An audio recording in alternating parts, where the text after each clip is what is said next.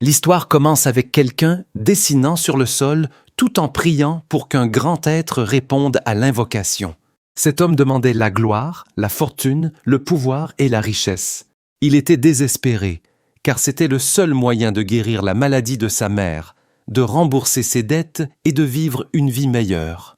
Il a reçu 3 notifications sur son téléphone. La première est que sa demande de prêt à la consommation a été refusée et qu'il a un solde actuel de 110 000 $, qui était dû dans un jour. Sa dette totale s'élevait à 131 200 yuan. Si le paiement n'est pas effectué à temps, la dette totale augmentera de 5%. Le dernier message qu'il a reçu provenait de quelqu'un qui le cherchait avec colère. Cet homme a supplié le grand être d'avoir pitié de lui et de prendre soin de lui. Il était prêt à offrir son humble âme et son corps pour devenir son serviteur. Il le pria de faire de lui son étoile. Soudain, la foudre frappa. Cela fit tomber l'homme sur le dos. Il a finalement repris conscience. Il a mal à la tête. Il était également confus parce qu'il savait que la dernière chose qu'il faisait était de travailler sur un projet au bureau. Il s'est dépêché car il avait encore du travail inachevé, mais il a été surpris quand il a vu son reflet dans une flaque d'eau. Il ne savait pas si c'était vraiment lui. Il se demanda pourquoi son visage ressemblait à ça. Il fut encore plus surpris quand il vit ce qui l'attendait. C'était un arbre magique gigantesque, presque translucide. Il n'avait aucune idée de où il était. Soudain, quelqu'un le félicita. Ses yeux s'écarquillèrent de choc. Le grand être lui dit qu'il l'avait invoqué avec succès et qu'en récompense, il pouvait faire 3 vœux. Cela pourrait être n'importe quoi. Sa mâchoire se décrocha quand il vit un livre parlant. Il cria que cela n'existait même pas sur Terre. Cela lui fit commencer à croire qu'il avait vraiment été transmigré. Il réalisa que c'était sa triche, mais il pense que 3 souhaits, c'est un peu bas, car il avait vu d'autres en avoir une utilisation illimitée. Il a déclaré sa première triche, à savoir l'octroi de 10 vœux supplémentaires. Le livre était amusé. Il a soudainement émis de l'énergie noire autour de lui, tout en déclarant qu'il pensait qu'il y avait un problème avec le contrat, mais il s'est rendu compte que ce n'était pas le cas. L'homme eut l'air terrifié en voyant cette créature le dominer. Le grand être a montré sa véritable forme, une créature monstrueuse gigantesque qui avait l'air terrifiante. Il réalisa qu'il y avait une nouvelle âme dans le corps de l'homme. L'homme devint pâle et lui demanda ce qu'il était et ce qu'il voulait dire. Le grand être répondit qu'il n'était pas digne de savoir qui il était. Il a seulement besoin de savoir que le propriétaire original du corps a utilisé son âme et son corps pour lui faire un vœu. Il expliqua qu'il avait pris l'âme, mais que le corps devait lui appartenir, et pourtant cette nouvelle âme l'occupait, ce qui l'amena à penser que l'âme et le corps devaient lui appartenir aussi. Il n'était pas content de la façon dont il avait été transporté. Le pire, c'est que ce qu'il pensait être une triche pour l'aider était quelque chose qui allait le posséder à la place. Il savait qu'il devait courir tout de suite, mais le grand être avait quelque chose à lui dire, qu'une fois qu'un contrat était formé, même la plus petite intention de le rompre apporterait un tourment atroce en guise de punition. Il hurla fort d'agonie alors que le feu envahissait son corps. Le grand être fut déçu de voir que ce n'était qu'une âme faible après tout. Il voulait juste que ça meure déjà. Mais notre MC a parlé du contenu du contrat. Il a déclaré que si la rupture de contrat est causée par un cas de force majeure, la partie B est exonérée de responsabilité. Et s'il ne peut pas exécuter le contrat à cause de son interférence, ce sera la responsabilité du grand être. Par conséquent, il savait qu'il ne pouvait pas être tué en raison d'une rupture de contrat. Le grand être était abasourdi qu'un simple mortel veuille parler de règles avec lui. L'homme savait qu'il était un être puissant et qu'il aurait facilement pu lui enlever la vie, mais il ne l'a pas fait, ce qui l'amena à penser que l'homme le testait. Il conclut qu'il le testait pour trouver un candidat approprié. Il lui demanda s'il était qualifié pour signer un nouveau contrat avec lui. Cela fit éclater de rire le grand être. Il trouve l'homme très intéressant. Il fut le premier à oser négocier avec lui. Puisque le garçon a piqué sa curiosité, il lui offrit le contrat. Il avait décidé que s'il pouvait lui accorder un vœu en échange, il lui donnerait une nouvelle vie. Et le souhait du grand être était 999 vœux de plus. Puis il fit pression sur l'homme en disant qu'il n'avait pas beaucoup de temps pour réfléchir. L'homme marmonna qu'il était tellement éhonté ou qu'il copiait son vœu. Le grand être lui rappela qu'il avait 1 minute avant de perdre connaissance et de mourir. Puis il lui demanda s'il s'était décidé. Bien sûr, l'homme n'avait pas d'autre choix. Il a signé le contrat d'âme dans lequel il était indiqué que le contractant s'engage avec son âme, qu'au cours de cette vie, il consacrera sa loyauté au détenteur du contrat et devra remplir 999 conditions fixées par le détenteur du contrat. Le détenteur du contrat peut accorder des récompenses lorsque les conditions sont remplies. Ceci a été signé par le contractant Joe Chen. Plus tard dans la nuit, Chen trouva sa maison. Ses vêtements étaient en lambeaux comme ceux d'un sans-abri, alors il espéra que personne ne le verrait comme ça. Il n'arrivait pas à croire que ce salaud de patron l'avait largué là comme ça. On lui avait dit plus tôt que le patron le trouverait quand il aurait besoin de lui, mais en attendant, il pouvait faire ce qu'il voulait. Il s'attendait à travailler comme une mule, mais il n'avait pas d'autre choix que d'obéir au patron, et il ne servait à rien de se plaindre maintenant. Il décida de prendre les choses une étape à la fois. Il ouvrit la porte, et quand il regarda à l'intérieur, c'était sombre. Il regarda autour de lui et vit que personne n'était à la maison, ce qui lui fit penser que la situation familiale était encore pire qu'il ne le pensait. À sa grande surprise, il y avait une garantie de prêt de sang de Zumel en même temps. Cela le rendit curieux de savoir ce qui se passait avec cette famille. Soudain, quelqu'un cria « Hé, espèce de morveux !» Puis il fut frappé à la tête avec un tuyau. L'homme lui demanda où il était passé. Il était furieux que le gamin ignore ses appels. L'homme était accompagné de 2 laquais. Il était furieux que le gamin se plaigne d'en avoir marre de vivre. Celui à sa gauche lui rappela de ne pas le tuer, et l'autre dit que ça allait, et car le gamin est résistant. Chen leur demanda qui ils étaient. L'homme le frappa en lui demandant s'il avait oublié le prêt de la semaine dernière, puis demanda pourquoi la femme n'était pas venue vendre son sang. Il se demanda si elle était morte quelque part. Puis il dit que sa mère était idiote de risquer sa vie pour prendre des prêts à taux élevés pour un déchet comme lui. Il lui fit comprendre qu'un déchet restera toujours un déchet. Il souligna qu'un déchet sans talent, né déchet, rêvait de changer les choses et que toute cette dette lui avait à peine permis d'atteindre le rang le plus bas. Il déclara que le gamin et la vieille peau n'étaient même pas dignes de porter ses chaussures. Il fut un temps où on lui demanda s'il voulait arrêter d'être un prophète. Il répondit à sa mère que oui, car il ne voulait plus qu'elle souffre. Il raconta qu'il avait rêvé que sa mère devait travailler dur tous les jours jusqu'à s'effondrer d'épuisement et ne plus jamais se relever. Il ne veut pas que sa mère finisse comme ça. Il craignait qu'elle ne se réveille jamais et qu'il ne devienne pas prophète, mais sa mère lui assura que tout irait bien. Elle lui promit que même si le ciel tombait, elle le soutiendrait et lui conseilla de croire davantage en lui. Après s'être souvenu de ça, ses yeux brillèrent intensément.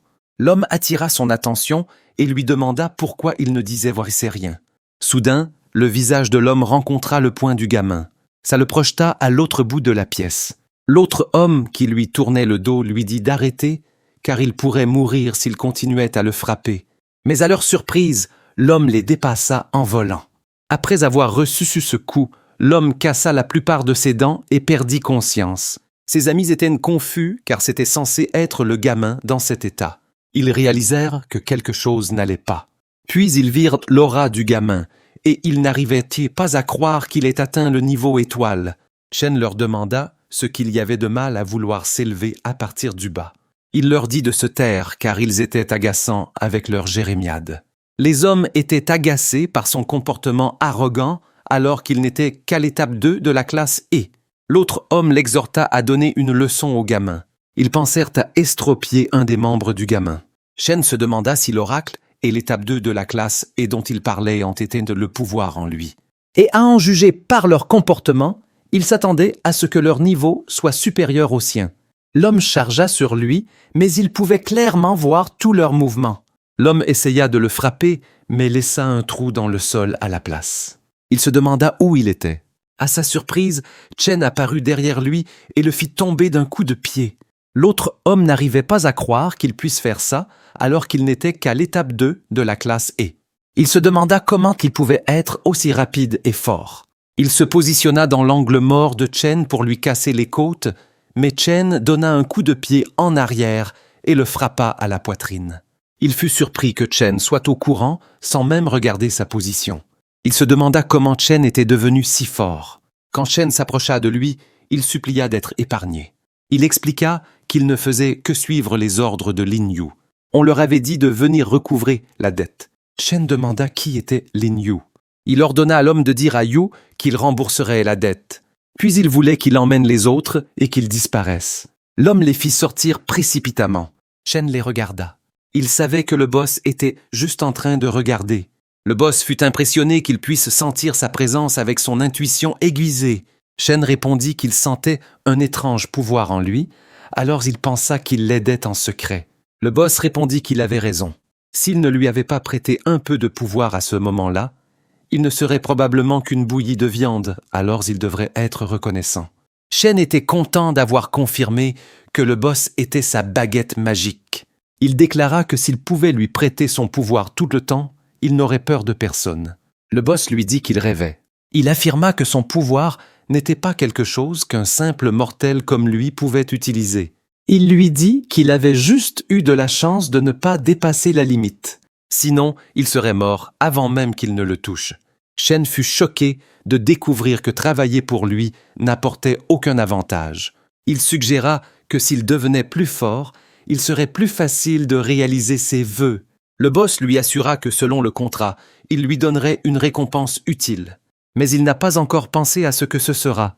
Bien qu'il ait précisé que s'il pensait à emprunter à nouveau son pouvoir, il devrait oublier ça, à moins d'avoir un désir de mort. Chen n'était pas content, mais il accepta. Au fond de lui, le boss pensait que le gamin avait dépassé ses attentes. Non seulement il avait emprunté plus de pouvoir qu'il ne l'avait prévu, mais il le contrôlait plutôt bien aussi. Il se demanda s'il était son point fatidique. Chen lui demanda s'il avait décidé de son deuxième vœu.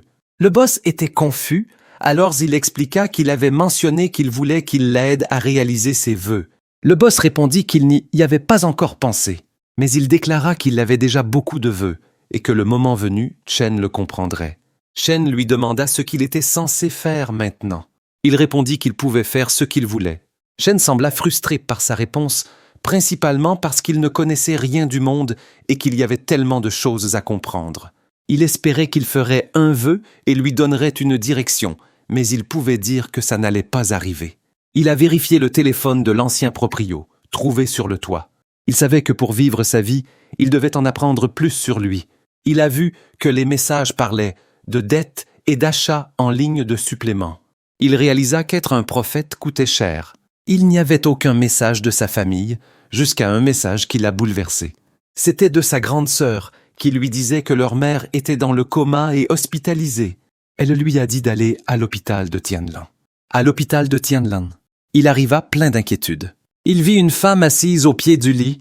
Il sentait que l'atmosphère était tendue, mais il comprenait qu'on lui en veuille de l'ignorer.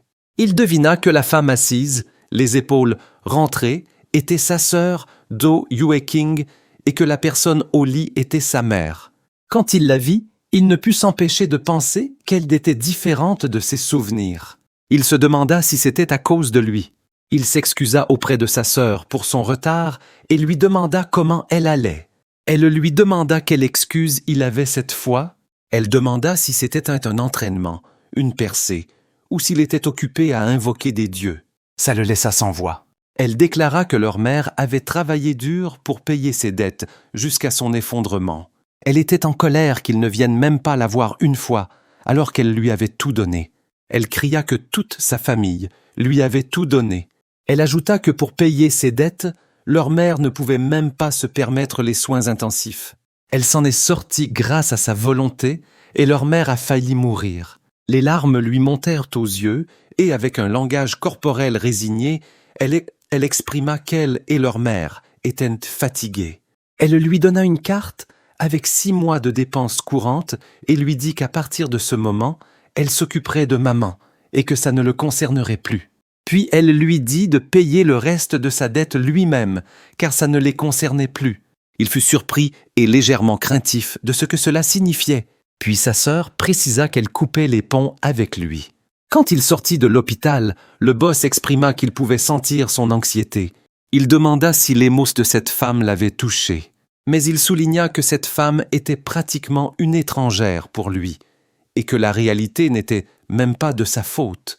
Chen commenta qu'il ne s'attendait pas à ce que le boss soit du genre consolateur. Puis il lui dit qu'il allait bien et que ça lui rappelait juste son passé. À l'époque, il était pareil, voulant dire quelque chose, mais incapable de prononcer un mot. Le boss lui dit de ne pas laisser ce bazar retarder son souhait. Chen confirme avec lui que s'il lui avait prouvé sa valeur, il l'aiderait à devenir plus fort. Et tant qu'il deviendra assez fort, il pourra réparer tout ceci. Le boss lui promit que tant qu'il prouverait sa valeur. Le boss pensa qu'il était son point crucial. Il espérait que ce gamin ne le ferait pas tomber. Au Wright City Yacht Club, précisément dans la suite présidentielle, quelqu'un déclara que les bénéfices qu'ils avaient étaient bons, donc ils continueraient à augmenter les investissements. C'était un homme portant des lunettes de soleil, un cigare à la bouche et des filles à chacun de ses bras. Il ajouta aussi de les contacter et d'accélérer les progrès de la reprise, car les pontes ne dureraient pas longtemps. Son subordonné comprit et avait une autre chose à rapporter. Selon leur enquête, quelqu'un de l'organisation de la zone avait du mal à percevoir le loyer, et 3 personnes ont été blessées par un étudiant. Le boss se souvient qu'il reste du temps avant que la collecte des dettes ne recommence là-bas. Il supposa que ces bâtards s'essayaient d'empocher de l'argent supplémentaire. Il se plaignit que c'était à cause de ces déchets égoïstes que de moins en moins de gens venaient le voir pour des prêts. Il dit à son homme de s'en occuper conformément aux règles. Son subordonné accepta de les punir, mais déclara aussi que c'était un cas spécial, car parmi eux se trouvaient des voleurs apprentis de niveau 3 et 2.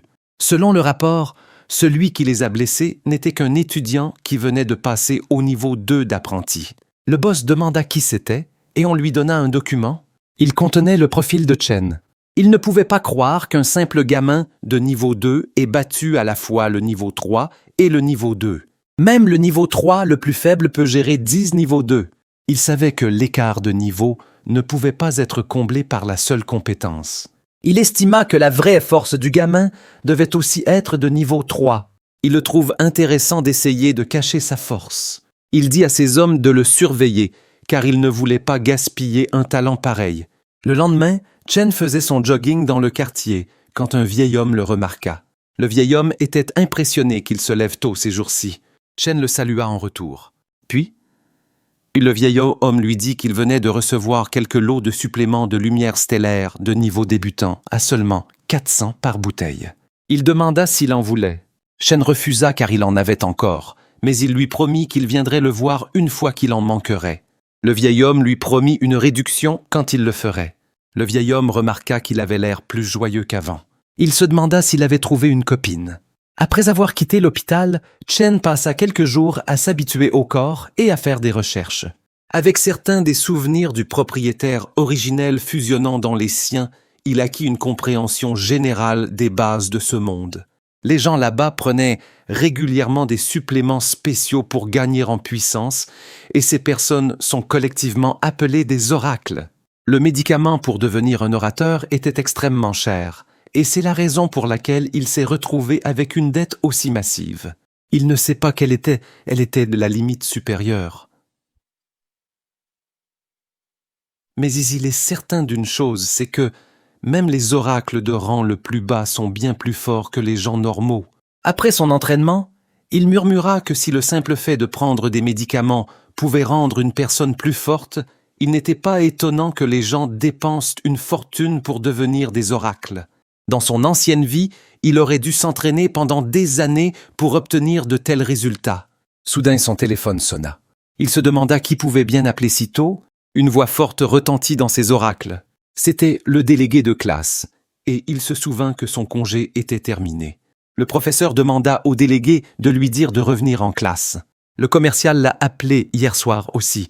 Il espérait qu'il n'oublierait pas. Chen répondit qu'il n'avait pas oublié, mais au fond de lui, il avait failli l'oublier. Au lycée Wrightland, le professeur a fini de parler de l'histoire des oracles. Ils allaient maintenant parler de leur impact sur l'économie. Chen prenait des notes. Un statut de locuteur était déterminé par la force et classé par titre. Il y a le grade E avec les rangs 1 à 6, le grade D. Avec les rangs 1 à 8, le grade B. Le grade B avec les rangs 1-12, le grade A avec les rangs 1-14 et enfin le grade S. Ils doivent atteindre le niveau le plus élevé du titre actuel pour passer au suivant. On disait que ceux qui atteignaient le grade S étaient pratiquement comme des dieux. Pour correspondre à leur puissance, le monde était divisé en 5 strates. Les gens ordinaires dans les oracles de grade étaient dans la 5e couche, appelée la couche externe, tout en bas. La 4e couche et au-dessus constituent les strates de la ville centrale, symbolisant le pouvoir et le statut. Seuls ceux de grade D et plus étaient autorisés à entrer. Shen était actuellement au plus bas niveau, le grade E. S'il voulait de meilleures ressources, il devait entrer dans les strates de la ville centrale. Il a fait de la progression rapide sa priorité absolue. Quelqu'un lui achetait un caillou. Il jeta un coup d'œil derrière lui, et les brutes s'amusaient à le taquiner. Ils l'ont défié s'il pense être quelqu'un d'important juste parce qu'il a bien réussi au test écrit. L'autre brute répondit qu'ils étaient tous au niveau 1. Il serait donc facile de l'assommer avec un seul coup de poing. Shen ne pouvait que penser qu'il y avait des gens comme ça, peu importe où il allait. Le professeur leur a rappelé qu'il y a un test physique en EPS plus tard, donc ils devraient se changer et aller sur le terrain. Au terrain du lycée Right Speaker. Dans le programme des orateurs, la plupart de la journée était juste un cours d'EPS. Shen pense que le programme était beaucoup trop relax. De façon inattendue, quelqu'un l'a appelé. Un étudiant a donné un coup de coude à son ami et lui a dit qu'une bagarre y allait éclater. Voyant que c'était encore ces deux-là, ils n'étaient pas surpris. L'étudiant a demandé si ces brutes ne se fatiguent jamais parce qu'il avait déjà fait ça plusieurs fois juste pour ce mois-ci. Son ami l'a averti de ne plus parler, sinon il pourrait être ciblé ensuite. La brute a attrapé le col de Chen et lui a demandé s'il aimait lancer des regards noirs. Cela faisait quelques jours et il agissait toujours avec dureté. La brute a dit à Chen que peu importe si ses résultats aux tests écrits étaient non bons, il s'est moqué de lui en lui demandant s'il prévoyait de parler à ses adversaires plus tard. La brute lui a rappelé que dans le monde des oracles, tout dépendait des niveaux et des pouvoirs, et en fonction de sa force, il n'était qu'un morceau d'ordure de niveau 1. Shen a répondu que, par logique, la brute était aussi une ordure de niveau 1. La brute a été prise au dépourvu. Cette réponse l'a rendu furieux. Il était sur le point de frapper Shen en criant qu'il allait lui arracher la bouche. Shen a bloqué son poing et lui a demandé s'il avait fini de parler. Les yeux de la brute s'écarquillèrent sous le choc. Il était confus au sujet des chapeaux, surtout qu'il ne pouvait pas se libérer. Il se demandait si Chen avait toujours été aussi grand. Chen lui a rappelé ce qu'il avait dit. Tout est puissance. Puis il a déclaré que c'était son heure de lui arracher la bouche maintenant. La brute a eu peur. Shen a libéré une aura de son corps alors qu'il dominait la brute. Mais Shen a été distrait par une pression écrasante. Quelqu'un a dit qu'il avait du cran. Le professeur lui a demandé qui leur avait donné la permission de faire une scène dans sa classe. C'était leur professeur d'EPS Tianjia, un niveau 5 de grade D. Jijia était ennuyé par Chen parce qu'il venait de revenir et causait déjà des problèmes.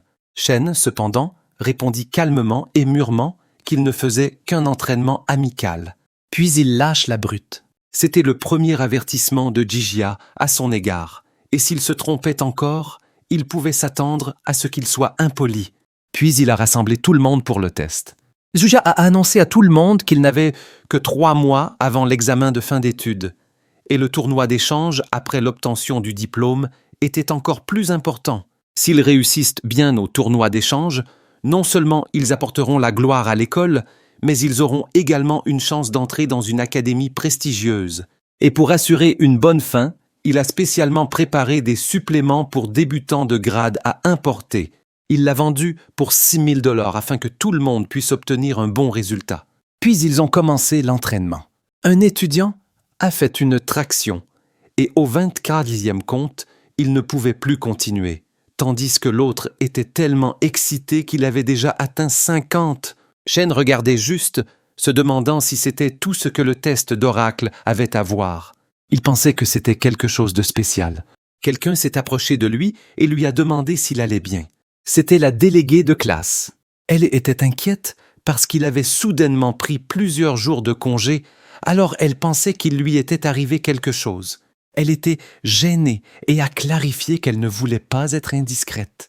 C'était juste qu'elle trouvait étrange de prendre un congé si près de la remise des diplômes. Chen lui a dit qu'il allait bien et l'a remercié de se soucier de lui.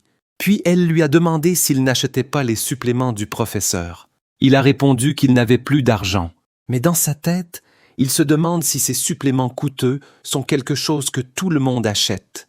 Il se demande s'il est le seul fauché dans la classe. Elle craignait que s'il ne l'achetait pas, cela aurait un effet sur son résultat au test. Soudain, quelqu'un l'a appelé. Liu Tiantian.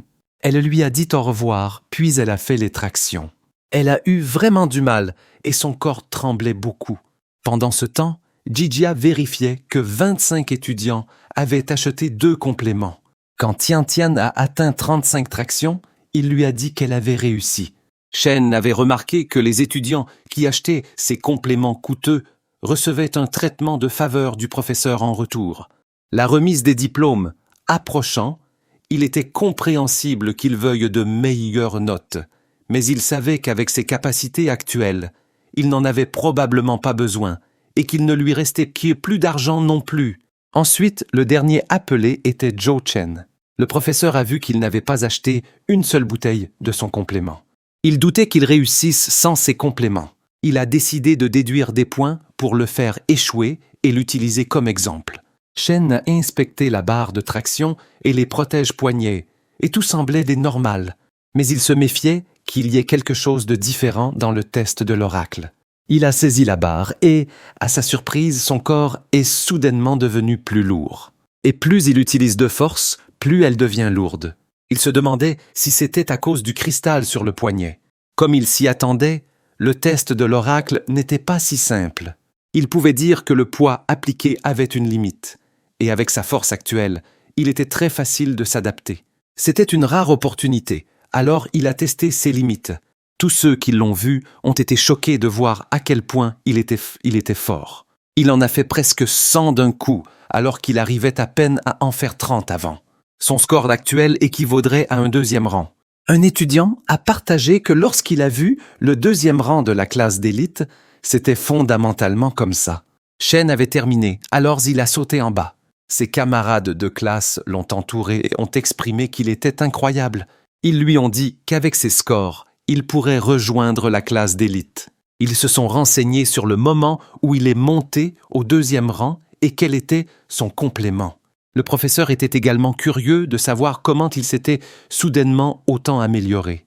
Il se demandait s'il avait utilisé des améliorateurs. Mais il savait que les améliorateurs étaient trop chers pour les gens normaux, et en utiliser un là-bas serait trop extravagant. Il se demandait s'il avait vraiment atteint le 2e rang ces derniers jours. Il s'inquiétait que les étudiants découvrent qu'il était monté en grade sans son aide, parce qu'il ne pourrait plus leur vendre. Il lui en voulait car il couperait ses profits et il ne le permettrait pas. Il était déterminé à lui donner une précieuse leçon sociale.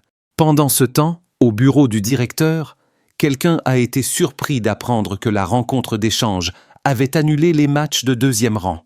Le directeur était au téléphone et il a exprimé que pour une école comme la leur qui ne reçoit aucun soutien et n'a aucune ressource, produire un 3e rang était si difficile. La personne à l'autre bout du fil sympathisait avec lui, mais a également expliqué que le gouvernement a un besoin urgent de plus d'élites oracles. C'est pourquoi ils ont décidé de transférer le financement aux écoles les mieux classées. C'était une décision d'en haut qu'il n'y avait rien qu'ils puissent en faire. Le directeur a essayé de demander s'il y avait une autre solution, mais la personne avait déjà raccroché. Il a claqué le téléphone. C'était un tel casse-tête pour lui parce que les fournitures de drogue et l'équipement de la classe d'élite nécessitent un financement massif et leur école a à peine assez de ressources pour maintenir un niveau de 2e rang.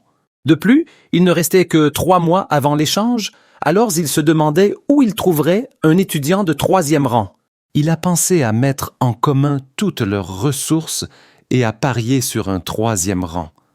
Mais cela signifie expulser un groupe d'étudiants de performance moyenne. Il a regardé le cristal sur l'étagère et a demandé à haute voix à son aîné ce qu'il devait faire. Il craignait que la bonne Oracle Academy ne tombe pendant son mandat. Soudain, quelqu'un a frappé à sa porte. C'était Zygia. Il l'a invité à entrer. Zygia lui a remis les résultats du test. Zygia a même exprimé que la performance était excellente et il croyait que la classe produirait des oracles exceptionnels. Quand il a vu les résultats, il s'est demandé pourquoi Zygia appelait déjà cela excellent alors que ce n'était que le premier rang. Ces déchets inutiles ne peuvent pas être envoyés sur le terrain. Alors Zygia a mentionné qu'il y avait une exemption dont il pense qu'elle n'était pas apte à être un oracle. Il a demandé qui? Zygia a répondu que c'était Chen. Alors Chen a été appelé au bureau du directeur. Le grand être lui a demandé ce qu'il avait fait pour que le directeur l'appelle. Il a répondu qu'il n'en avait aucune idée. Aucune idée. Notre MC avait entendu dire que la personnalité du directeur était stricte, alors il savait qu'il n'était pas appelé juste pour bavarder. Il espérait juste que ce n'était pas si grave. Quand il a touché la porte, une petite étincelle de flamme est apparue. Il avait été surpris de la voir, mais il semble que le boss s'y attendait. Il a dit à Chen que c'était la condition spécifique qui déclenchait le vœu dont il avait parlé. Ce qui signifie que quelque chose qu'il voulait était à proximité, alors Chen ferait mieux de le trouver. Chen a demandé pourquoi cela devait apparaître maintenant. Le boss a répondu que le vœu était déclenché, donc il n'y a pas le choix. À moins qu'il ne veuille se faire brûler, il devrait le faire discrètement. Le directeur lui a demandé pourquoi il était juste là et l'a exhorté à entrer. Il est entré et a salué le directeur. Le directeur lui a dit que son rapport physique n'était pas mauvais. C'était en fait louable car c'était des proches du 2e rang. Mais quant à sécher les cours, répondre au professeur, frapper ses camarades de classe, il pouvait dire que Chen était de jeune et avait le sang chaud. Mais tout cela était hors de propos. Il a demandé à Chen s'il savait ce qui était le plus important pour un oracle. C'était de l'argent? Alors il lui a conseillé d'abandonner l'idée d'être un oracle. Chen est devenu pâle. Il a clarifié si le directeur disait qu'il voulait qu'il abandonne. Le directeur a répondu qu'il avait raison et il devrait comprendre que le coût d'être un oracle plus tard serait extrêmement élevé. Et compte tenu de sa situation familiale, il a suggéré qu'au lieu de tout investir dans quelque chose qui pourrait échouer, il valait mieux réduire ses pertes tôt. Le directeur savait que d'après les résultats des tests physiques de Chen, il pourrait entrer dans la classe spéciale. Mais avec l'école au bord de la survie, au lieu de laisser un étudiant médiocre dans une classe spéciale, il était préférable de concentrer les ressources sur la formation d'étudiants précieux. Alors, il pensait que s'il pouvait cultiver ne serait-ce qu'un étudiant de niveau 3 avant la compétition d'échange, il pourrait encore y avoir de l'espoir. Il a dit à Chen que s'il acceptait, il pouvait lui rembourser ses frais de scolarité. Il a ajouté qu'il n'avait même pas à venir demain. Il a demandé ce qu'il en pensait. Pendant qu'il parlait, le grand être sous forme de livre remarqua quelque chose. C'était le cristal noir sur l'étagère. Il a dit au gamin qu'il avait trouvé la cible, alors il devait se dépêcher et la lui apporter. Chen a répondu qu'il avait déjà du mal et a suggéré qu'il l'attrape lui-même. Le boss a répondu que s'il le pouvait, il l'aurait déjà fait, mais le contrat stipule qu'il doit appartenir entièrement à Chen pour qu'il puisse l'obtenir. Chen était dans une situation délicate. Il devait aller dans la ville du milieu pour rembourser la dette, mais y aller exige un niveau D et un certificat de fin d'études oracle. Et cette école était le seul lycée oracle de la ville.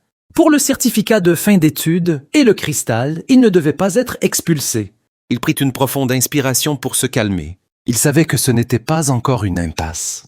Autant qu'il s'en souvienne, depuis la fondation de Light Usual, les étudiants n'ont atteint que le niveau E2 au maximum. Cela signifie que pour l'école, un étudiant au-dessus du niveau 2 est sans aucun doute extrêmement précieux. Donc, s'il est déjà au niveau E2, il savait qu'il pouvait passer au niveau supérieur immédiatement.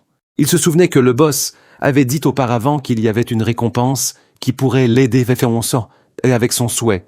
Il a dit au boss que s'il n'avait pas encore décidé, il pouvait le choisir lui-même à la place. Le boss répondit oui. Le boss avait senti ce qu'il voulait. La récompense qu'il demanda était le pouvoir emprunté. Le boss le refusa parce que son corps ne pouvait plus supporter son pouvoir. Shen a juste eu de la chance de ne pas avoir explosé avant. Shen a répondu qu'il ne pouvait pas se permettre d'être expulsé là-bas, car s'il était expulsé, il faudrait beaucoup de temps pour avoir une autre chance d'atteindre la ville du milieu, et le souhait du boss pourrait ne pas se réaliser non plus. Il a dit au boss de lui faire confiance.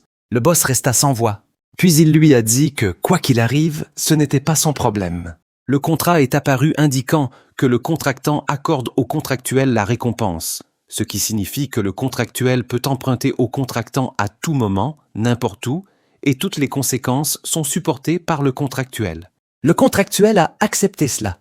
Étant donné qu'il était juste là, cela a incité le principal à demander s'il avait encore besoin de quelque chose.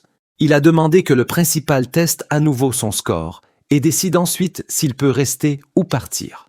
Le principal accepta et tendit sa main. Grâce à cette poignée de main, le principal a évalué qu'il était de niveau 2, plus élevé que ce que le rapport suggérait, mais c'était encore loin d'être suffisant. Pendant ce temps, Chen pensait qu'il n'avait qu'une seule chance et il n'était pas certain de la distance qu'il pouvait parcourir. Alors, il voulait obtenir autant de pouvoir que possible. L'aura autour de sa main s'illumina. Le principal fut surpris. L'aura devint écrasante. Même le boss ne s'attendait pas à ce que l'explosion du gamin soit beaucoup plus forte que ce qu'il lui avait donné.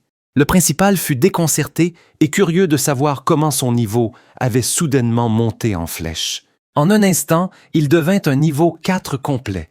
Shen lui demanda ce qu'il en pensait maintenant. Le principal réalisa que le ciel ne scelle jamais tous les chemins. Il demanda à Chen de représenter leur école au concours d'échange de district. Chen était stupéfait.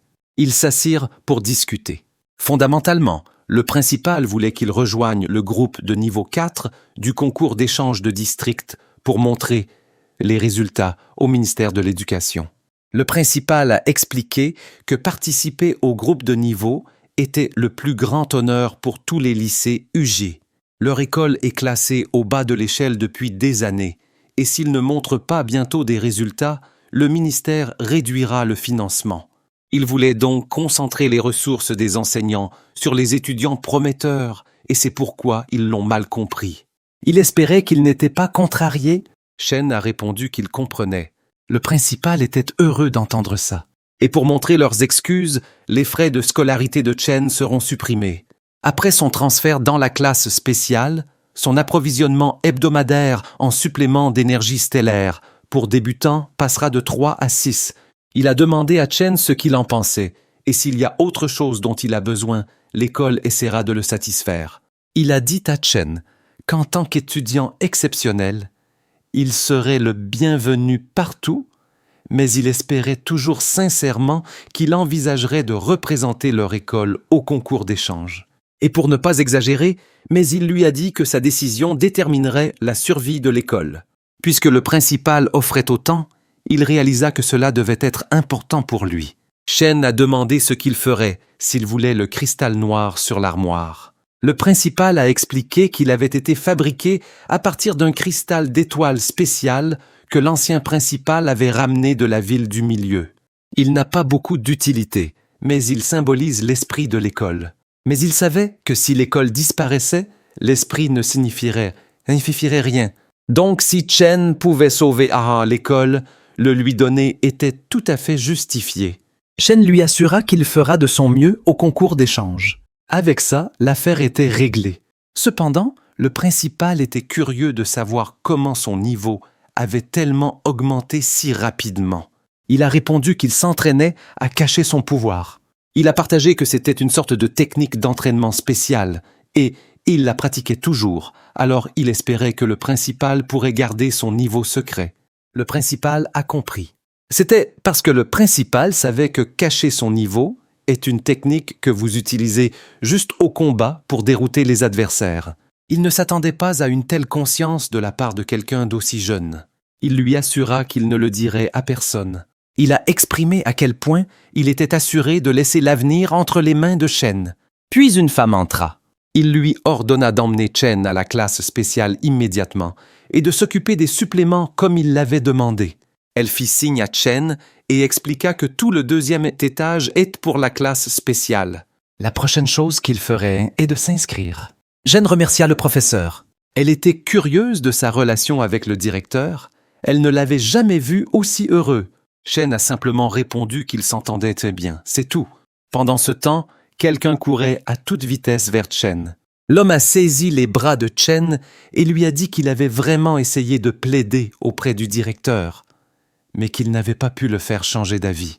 Il affirme que même si ses notes étaient moyennes, il a toujours le droit d'apprendre. Il espérait qu'après le départ de Chen, il continuerait à travailler dur et à ne pas abandonner. Le professeur lui a demandé de quoi il parlait. Elle a précisé qu'il allait être transféré dans la classe spéciale demain et qu'elle était sur le point de l'emmener s'inscrire. Puis elle a dit à Jigjia que le directeur voulait le voir. Elle a également partagé que le principal était très en colère. Il savait qu'il était foutu. La nuit est tombée. Chen était de retour dans sa chambre. Il était allongé sur le lit en pensant qu'il devait passer du niveau 2 au niveau 4 en 3 mois, et il n'avait aucune idée de comment faire. Même les riches prodiges ont besoin de beaucoup d'argent et de temps pour gagner un niveau. Pour un pauvre comme lui, monter de 2 niveaux en 3 mois semblait impossible. Il a demandé au boss s'il y avait un moyen de monter de niveau tout de suite, tout seul. Le boss lui a demandé comment ça pourrait être possible. Et s'il voulait encore son aide, il devait d'abord exaucer son souhait. Il lui a dit de s'en prendre à lui-même d'avoir choisi une telle récompense. Notre garçon a répondu qu'il n'avait pas le choix parce que c'était la seule méthode à laquelle il pouvait penser à ce moment-là. Le boss a souligné qu'il l'avait déjà averti qu'il ne pourrait pas utiliser son pouvoir longtemps avant qu'il ne le draine complètement. Chen le savait. Il n'est pas assez stupide pour compter sur le pouvoir emprunté pour gagner le tournoi, et il a obtenu d'excellents résultats. Il n'a pas été renvoyé et il peut profiter de suppléments gratuits. C'était mieux qu'au début, alors la montée de niveau peut venir lentement, mais son objectif pour l'instant, c'est la dette due dans 5 jours. Il devait trouver un moyen de gagner de l'argent à l'école. Chen avait l'air dégoûté. Il n'avait pas non plus la moindre idée de ce qui se passait. On dirait une usine abandonnée. Puis quelqu'un s'est approché de lui. L'homme lui a fait signe de la main et lui a dit de venir. Il a remarqué que Chen n'était pas là lors de l'appel. Alors il s'est dit qu'il s'était peut-être perdu. Il était responsable de toute la classe et c'était difficile de tout gérer, alors il s'est excusé pour l'oubli. Il s'est présenté comme Monsieur Zhang, le professeur principal de la classe élite. Chen s'attendait à ce que le professeur de la classe d'élite soit super strict, mais il était étonnamment facile à vivre. Il se demandait s'il n'y avait pas d'autres professeurs dans les classes d'élite. Il a répondu oui. Ils avaient 3 professeurs universitaires, mais il est le seul à s'occuper de la formation. Il a déclaré que le nombre d'étudiants était en baisse et que les étudiants assez bons pour rejoindre la classe d'élite étaient encore moins nombreux. Ils n'ont donc pas embauché de nouveaux instructeurs. Il a ajouté qu'ils utilisent généralement la zone la plus intérieure pour les cours et la formation et que l'extérieur est inutilisé depuis des années et s'est tout simplement effondré. Chen s'est rendu compte que l'école était en mauvais état. Il n'est donc pas étonnant que le directeur soit anxieux. Monsieur Zhang l'a rassuré en lui disant qu'un chameau maigre était toujours plus gros qu'un cheval. Il était convaincu que l'endroit ne fermerait pas. Ils sont entrés dans la salle d'entraînement. Monsieur Zhang lui a dit qu'ils avaient actuellement une séance d'entraînement gratuite. Il l'a emmené rencontrer la classe. Chen a maintenant compris pourquoi ils étaient appelés classe d'élite et étaient bien au-dessus du terrain d'entraînement. C'était essentiellement une salle de sport haut de gamme. Les étudiants semblaient être motivés, mais ils pouvaient sentir que l'atmosphère était un peu tendue. Monsieur Zhang a rassemblé tout le monde pour présenter leurs nouveaux camarades de classe. Il leur a présenté Chen.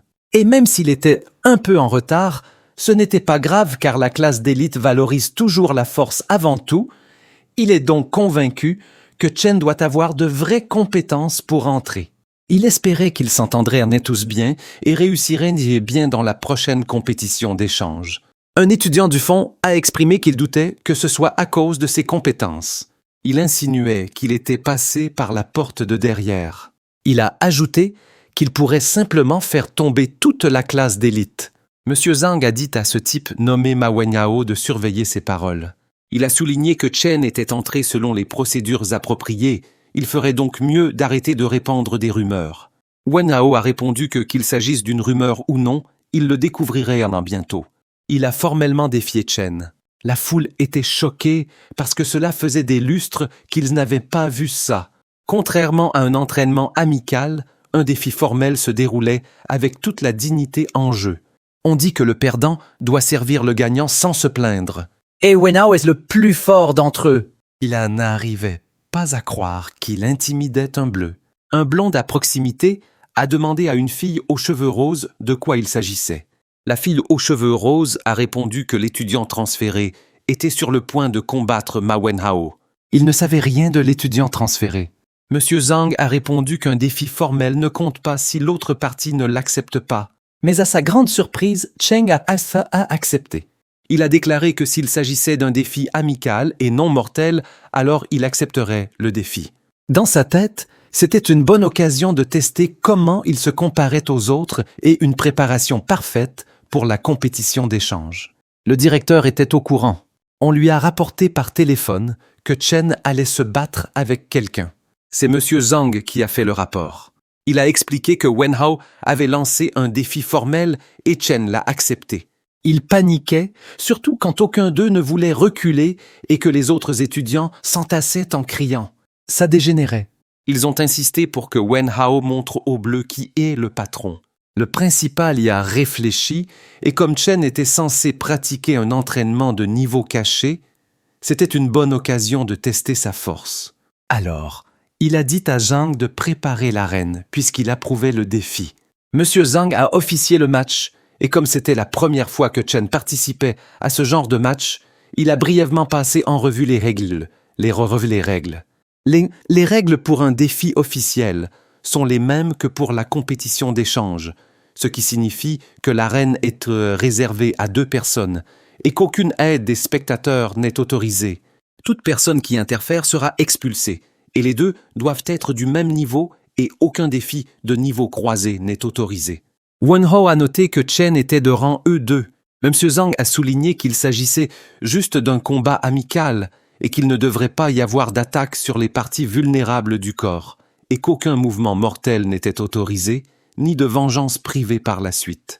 Un coup au visage ou un abandon volontaire équivaut à une défaite. Et ils ont commencé. Wenhao charge.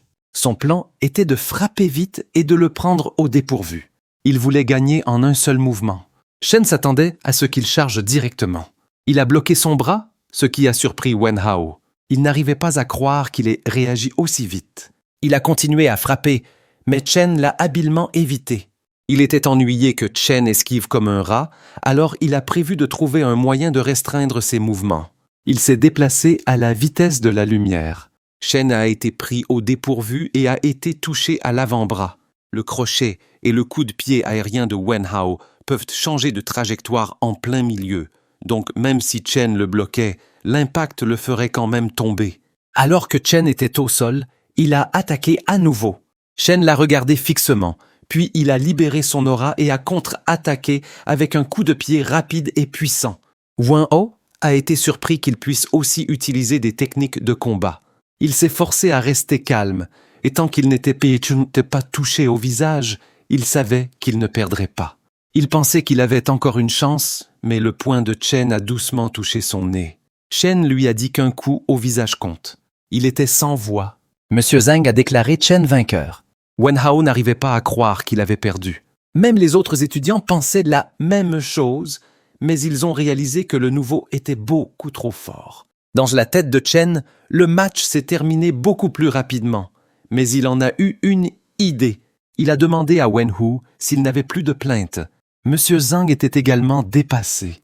Wenhao a reçu une formation professionnelle, mais il ne s'attendait pas à être écrasé à ce point par Chen, qui n'a pas de formation formelle, mais ses capacités physiques, et sur le coup, ses réflexes étaient excellents. Il a réalisé qu'il était un excellent candidat de type combat. Il n'est donc pas étonnant que le principal leur ait demandé de le surveiller de près. De façon inattendue, le principal est apparu. Il a appelé Chen un instant car il avait quelque chose à lui dire. La fille aux cheveux roses a demandé au blond s'il avait vu ça. Elle n'arrivait pas à croire que le nouveau était assez fort. Le blond a déclaré qu'une personne aussi forte doit devenir l'un de leurs subordonnés. Le principal lui a demandé comment il se sentait dans la classe d'élite. Il a répondu que c'était plutôt bien et que ses camarades de classe étaient un peu trop enthousiastes. Le principal a laissé échapper un petit rire et a répondu que les oracles puissants attirent toujours plus d'attention, alors il s'y habituera. Il lui a dit qu'à partir de maintenant, il devrait se concentrer sur l'entraînement et s'il a besoin de quoi que ce soit, l'école l'aidera comme elle le pourra. Comme Chen pouvait dire que le principal lui faisait déjà confiance, il pense maintenant qu'il est temps de demander comment gagner de l'argent. Alors, il a demandé au principal si les étudiants avaient un moyen de gagner de l'argent rapidement. Le principal lui a dit qu'à son âge, il ne devrait pas s'en soucier et qu'il devrait se concentrer sur son entraînement. Au lieu de cela, il aura des chances de gagner beaucoup d'argent à l'avenir. Et si sa famille avait des problèmes, l'école couvrirait certaines dépenses. Il a répondu qu'il demandait juste par hasard, mais au fond de lui, il savait qu'il devait penser à autre chose à la place. De retour dans la salle d'entraînement, il s'entraînait légèrement tout en pensant que contracter des prêts étudiants est lourdement puni là-bas. Alors, il vaut mieux qu'il fasse attention à ne pas se faire prendre. Il n'arrêtait pas de penser à comment il pourrait gagner de l'argent quand quelqu'un l'a approché. C'était le blond. Il a enroulé son épaule autour de Chen et lui a dit que le match était génial et il a même pu parler directement au principal. Cela lui a fait se demander qui il était vraiment. Chen lui a posé la même question. Quelqu'un a appelé le blond Sheng Jirui et lui a dit qu'il était impoli. C'était la fille aux cheveux roses. Elle s'est excusée pour son comportement et a précisé qu'il ne voulait rien dire de mal. Elle s'est présentée comme Su Shaoxia, puis elle a présenté Zhu. Elle lui a dit qu'ils étaient techniquement ses aînés, donc s'il avait des questions, il pouvait les leur poser.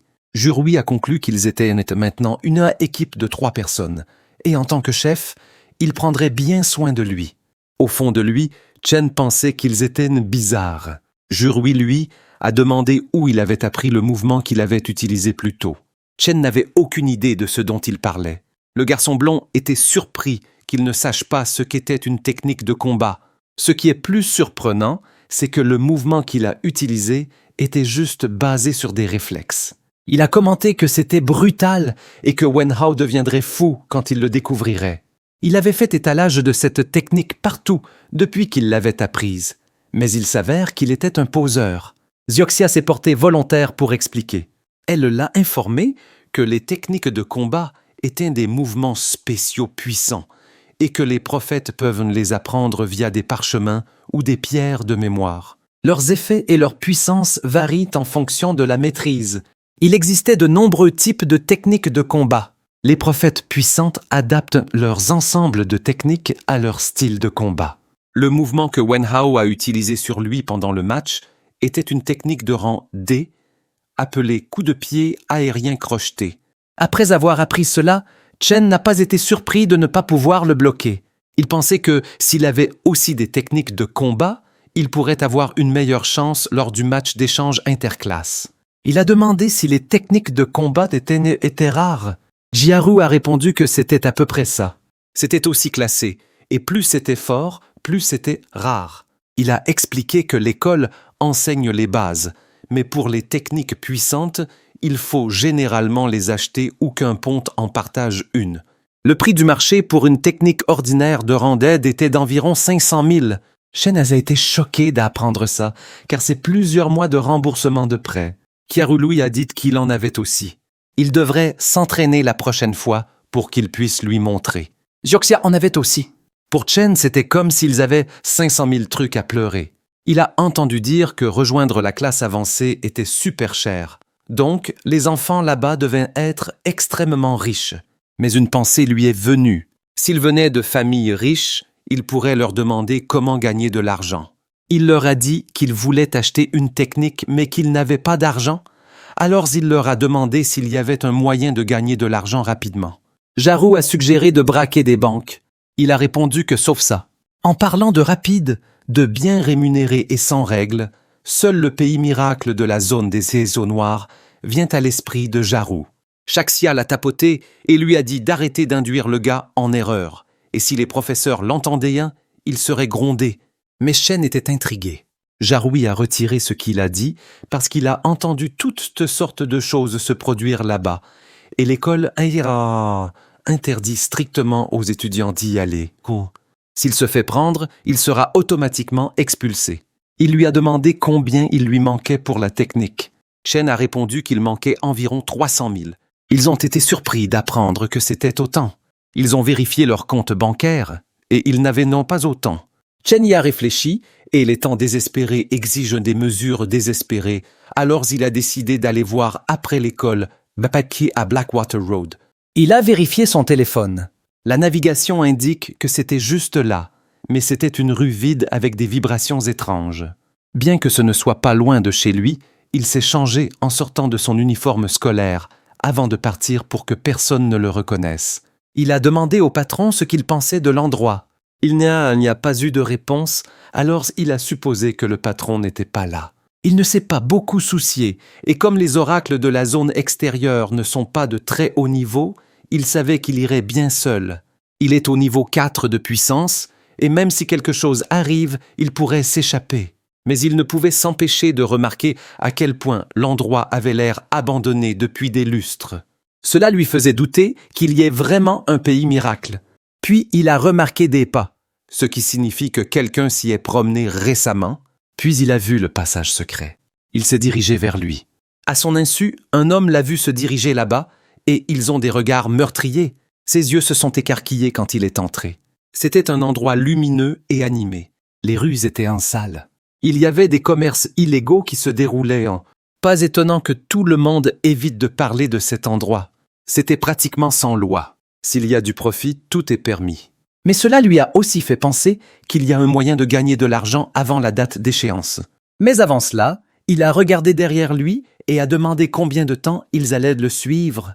Ces hommes sont sortis et ont fait l'éloge de ses instincts aiguisés. Ils avaient prévu de l'assommer et de l'emmener, mais puisqu'il l'a remarqué, ils vont juste devoir le brutaliser un peu. Chen a demandé pourquoi.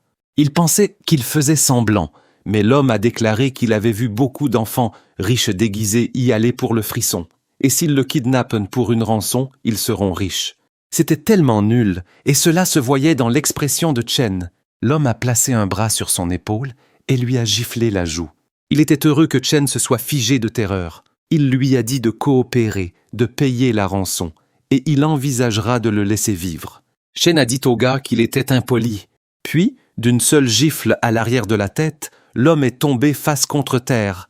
Tout le monde a été surpris qu'il se soit fait assommer. Les deux autres hommes ont sorti leurs couteaux pour lui donner une leçon. Ils ont foncé sur lui. 2 caisses en bois sont arrivées en volant et les ont frappés à l'arrière de la tête. Chen était confus, puis quelqu'un est apparu devant lui. Sa main a été attrapée. La femme sous le sweat à capuche lui a dit de venir avec elle, puis elle l'a entraîné. Ils sont arrivés à un certain endroit où elle pensait qu'il serait en sécurité. Chen l'a remercié de l'avoir sauvé, mais au fond de lui, il a en fait des questions pour ces deux-là. La femme le connaissait et lui a demandé pourquoi il était là. La femme a oublié qu'elle devait rester incognito. Chen lui a demandé s'ils se connaissaient. Mais à sa surprise, il ne se souvenait pas d'elle. Alors elle lui a dit que non. Elle a juste déclaré qu'elle avait vu son nom. C'était sur son col. Il a été surpris d'apprendre que c'était là, mais en même temps, il était aussi soulagé qu'elle ne le connaisse pas. Elle l'a remercié de lui avoir dit. Elle se demandait comment elle avait révélé sa couverture et était contente d'avoir réussi à le masquer. Elle lui a rappelé de ne pas exposer ses informations aussi facilement dans le district de Blackwater, parce que c'est dangereux. Elle a proposé de le guider, mais il a refusé parce qu'il avait des affaires urgentes. Il savait que si elle découvrait qu'il était un étudiant, il était foutu. La femme était certaine qu'il était toujours Chen, même après toutes ces années. Elle se demandait s'il l'avait vraiment oublié ou s'il faisait semblant. Elle savait qu'il était étudiant, ça l'intriguait. Sa façon de bouger l'a fait se demander s'il était devenu voleur. Peu après, Chen a acheté un masque pour 10 $. Il pensait que ça le protégerait. Il s'est promené, mais il ne savait pas comment gagner de l'argent. Quelqu'un l'a abordé parce qu'il n'avait pas l'air du coin. Il lui a demandé qui il était. L'homme s'est présenté comme guide et a dit qu'il connaissait tout de l'endroit. Chen a demandé s'il y avait un endroit proche où gagner rapidement de l'argent. L'homme l'a emmené à l'endroit. Il était content car il avait trouvé un pigeon. Ils sont entrés dans un bâtiment sombre, une arène. Le combattant a frappé son adversaire, la foule était en délire. Chen comprit que c'était une arène de combat clandestine. L'homme lui dit que c'était l'endroit idéal pour gagner rapidement de l'argent. Il lui dit aussi qu'il y avait un match spécial ce soir, avec bonus et part des paris. Beaucoup de combattants de haut niveau sont là. Les matchs sont intenses, les paris élevés. Chen a vu le gars sur le ring, effrayant, mais de niveau 1. Avec le prix élevé, il y pensa. L'homme lui a demandé s'il voulait jouer. Si oui, il pouvait lui avoir des jetons. Chen répondit qu'il voulait tout le prix. L'homme était stupéfait. La femme le suivit dans l'arène. La foule n'en revenait pas que le gamin soit fort. Elle a vu l'arène et s'est demandé ce qu'il faisait là. Son adversaire lui dit de ne pas se la raconter, juste 2 matchs gagnés. Cet adversaire se vantait d'être un joueur classé, Yuriev. Il n'arrêtait pas de jacasser. Chen l'a juste envoyé valser. Un seul coup, et le gars s'était quand. La foule disait que c'était ennuyeux, juste un coup pour être vaincu. Chen visait la victoire rapide et nette.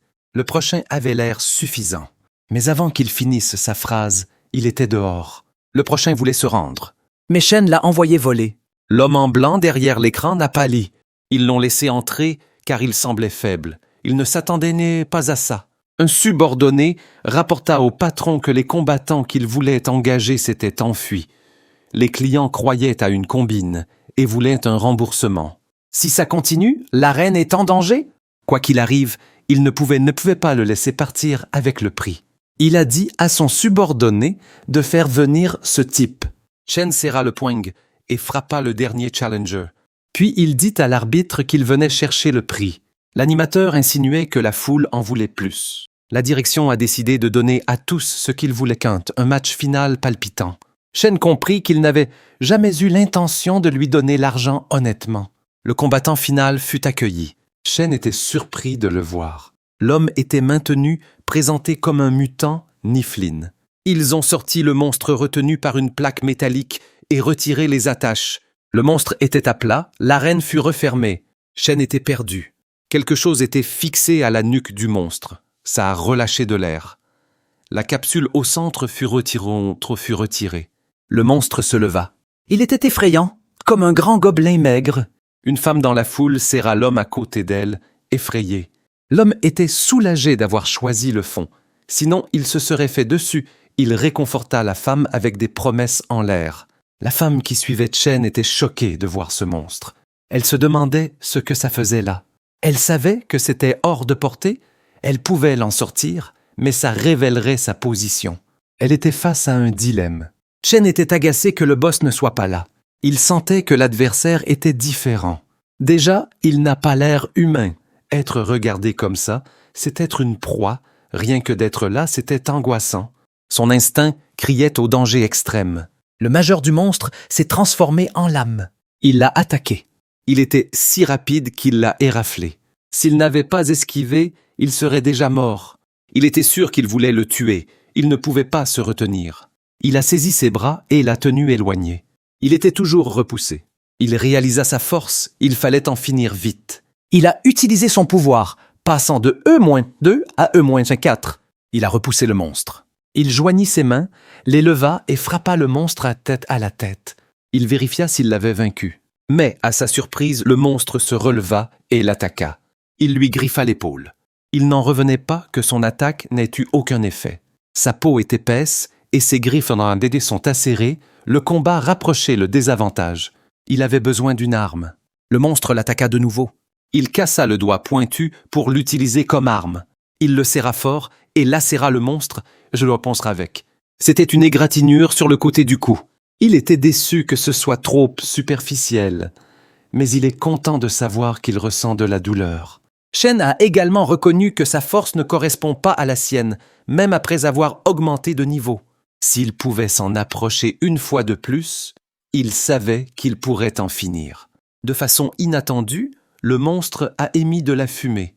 Il se demanda si c'était du gaz toxique, mais il réalisa ensuite que c'était juste de la brume ordinaire. Mais à sa surprise, il a été griffé sur le côté de son torse à l'improviste. Il a balancé son arme, mais personne n'était là. Puis il a été griffé dans le dos, mais il ne pouvait rien voir. Le monstre a utilisé la brume pour l'affaiblir. Il savait qu'il avait peur qu'il trouve sa faiblesse, donc il ne fait pas de grands mouvements. Et même s'il survit à l'attaque une fois, si le temps d'empreinte est écoulé, il est foutu. C'est pourquoi il ne pouvait pas laisser le match s'éterniser.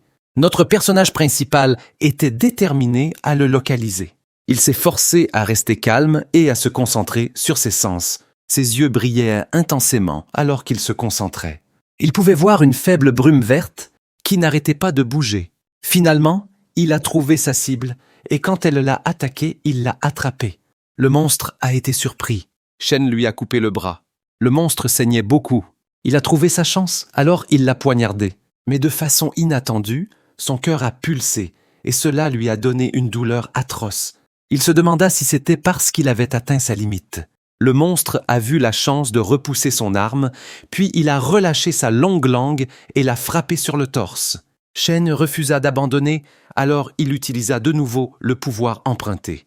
Il a attrapé la langue qui était collée sur son torse et a tiré le monstre vers lui. Puis il a ouvert sa bouche avec ses deux mains. Il l'a écarté très largement.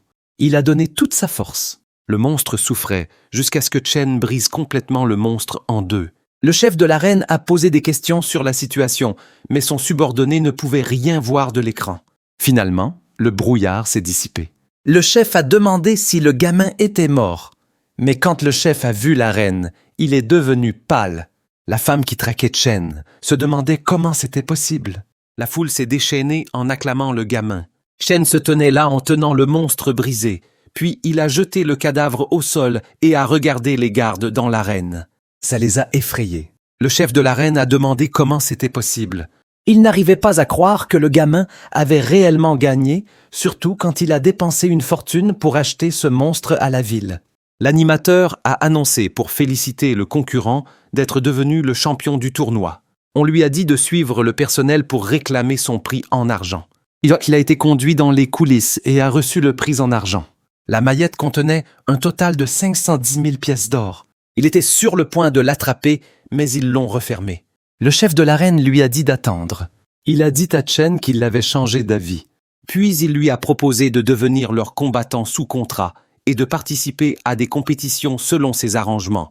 Et alors seulement il pourrait garder les 510 000 grammes ou il pourrait prendre 110 000 grammes et pas partir. Chen le regarda fixement et lui demanda ce qu'il voulait dire par là. Le chef s'est plaint que tous ses combattants sous contrat s'étaient enfuis et qu'il avait tué son combattant principal. Et il a payé une fortune pour ce monstre? Il a affirmé que Chen avait rompu l'accord, il doit donc l'indemniser pour ses pertes. Chen lui a dit qu'il n'avait stipulé aucune condition pour les matchs supplémentaires. Et quand il est monté sur scène, le chef de l'arène lui a dit quelque chose qu'il ne devrait y avoir aucune question sur l'identité. Et monter sur scène signifie qu'il signe automatiquement l'accord de vie et de mort. Ainsi, tuer l'adversaire ou être tué sur scène n'entraîne aucune responsabilité. Cela signifie que le fait de tuer ou non l'adversaire dépend entièrement du combattant. Le chef de l'arène était furieux. Alors Chen s'est assuré de réclamer 510 000 et pas une seule pièce de moins. Le chef de l'arène a pointé une arme sur lui tout en lui disant qu'il ne peut pas simplement sortir de là. Chen a attrapé sa main et l'a serrée, brisant l'arme. Il lui a demandé s'il pensait vraiment qu'il pouvait l'arrêter. L'homme a crié fort parce que ça lui a laissé les doigts cassés. Il a ordonné à ses hommes de le tuer. Plusieurs hommes en costume noir ont encerclé Chen et ont pointé leurs armes sur lui. Chen soupira. La foule a entendu les coups de feu. La femme a entendu dire que cela venait de l'endroit où Chen est allé. Il a été suivi par un homme jeté par la fenêtre. La foule était choquée. Ils ont demandé si un film était en train d'être tourné, parce que c'était exagéré de sauter de cette hauteur. La femme pouvait déjà dire ce qui se passait. Chen a frappé l'homme et lui a fait perdre une dent. Il les a affrontés en tenant la mallette. Plusieurs coups de feu ont été tirés sur lui. Il a attrapé la tête de l'homme qui a tiré, puis il l'a poussé dehors. Après cela, Chen s'est échappé et les hommes l'ont poursuivi. Ils ont envoyé des gens bloquer les ruelles et les sorties. À ce moment-là, le cœur de Chen lui faisait mal car il avait utilisé trop de pouvoir emprunté. Le pire de tout, les blessures sur son corps s'aggravaient. À sa surprise, quelqu'un l'a attrapé. C'était la femme qu'il avait rencontrée plus tôt. Elle lui a couvert la bouche pendant que les hommes de l'arène le cherchaient. Ils se sont cachés dans une ruelle sombre et étroite. Quand les hommes sont partis, elle l'a lâché et lui a dit que c'était sûr maintenant. Chen s'est souvenu d'elle. Elle lui a dit d'économiser ses forces. Elle lui a dit qu'elle connaissait d'un passage secret où il pourrait sortir en toute sécurité. Elle l'y a conduit et lui a dit d'aller tout droit, et il serait en sécurité. Elle lui a conseillé de partir avant qu'il n'encercle toute la zone. Il s'est retourné vers elle, mais elle l'a exhorté à partir vite. Chen l'a remercié, puis il a commencé à courir. Elle a passé un appel et s'est fait gronder d'être retournée dans le district de Blackwater. La personne à l'autre bout du fil l'a appelée Lin N. Elle lui a dit qu'elle avait quelque chose pour grand-père. Elle a rapporté qu'elle avait trouvé quelque chose d'inhabituel. Quelques heures plus tard, Chen est arrivé à sa chambre. Dès qu'il fut à l'intérieur, il tomba à genoux. Il souffrait atrocement. Il était déjà pâle et transpirait abondamment. Puis il s'est évanoui. Ses statistiques ont montré qu'il est au rang et niveau 2 avec la capacité force empruntée 1 et il lui reste encore 999 souhaits avec 0 récompense. Il a 510 000 à payer pour sa dette, ce qui ramène la dette totale à 98 912. Il y avait un souvenir de quelqu'un dans un lit d'hôpital. Cette mère a dit à son fils que la maladie pourrait s'améliorer dans 2 ou 3 ans, mais elle a menti. Sa maladie ne s'améliorera pas dans 2 ou 3 ans. Et en fait, il ne lui reste que 2 ou 3 ans à vivre au plus. Elle a exprimé qu'elle voulait vraiment le revoir, le voir se marier et avoir des enfants, vieillir lentement et toucher à nouveau son visage. C'était une vidéo diffusée sur le téléphone portable. Puis la mère s'est excusée de ne plus avoir la force de rester avec lui plus longtemps. Elle lui a dit à sa dit qu'elle l'aimait. Le fils a pleuré à ses côtés. La mère était déjà couverte d'une couverture alors que l'expression « vous aime particulièrement » résonne dans la tête du fils. Sur ce, Chen ouvrit brusquement les yeux, les larmes coulant sur son visage. Il était surpris et quand il a regardé par la fenêtre, le soleil était déjà levé. Il a reconnu que c'était la maison de Zhou Chen et il était toujours en vie. C'est grâce à ce rêve qu'il a pu se réveiller, même si beaucoup de temps s'était écoulé. Le boss lui a demandé s'il était déjà réveillé. Il a demandé au boss où il avait été ces derniers jours. Le boss a répondu qu'il avait beaucoup de choses à régler dans d'autres endroits aussi. Mais quand il est revenu, il l'a trouvé évanoui là-dedans. Il lui a dit qu'il était en mauvais état pendant 2 jours entiers, et il pensait qu'il n'y arriverait pas. Il lui a demandé d'expliquer. Le boss savait qu'il était allé dans un endroit où les gens se battent pendant qu'il était absent, et il a utilisé trop de pouvoir emprunté pour vaincre un monstre, frôlant presque un contre-coup de celui-ci. Le boss l'a grondé car il lui avait déjà dit de ne pas utiliser son pouvoir excessivement, et il l'a utilisé imprudemment pendant qu'il était parti. Il aurait pu mourir.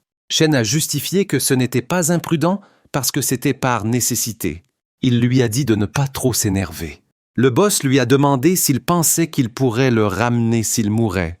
C'était impossible car le fait de le faire revivre avait déjà utilisé la plupart de son pouvoir, et s'il mourait à nouveau, il ne pourrait pas le sauver.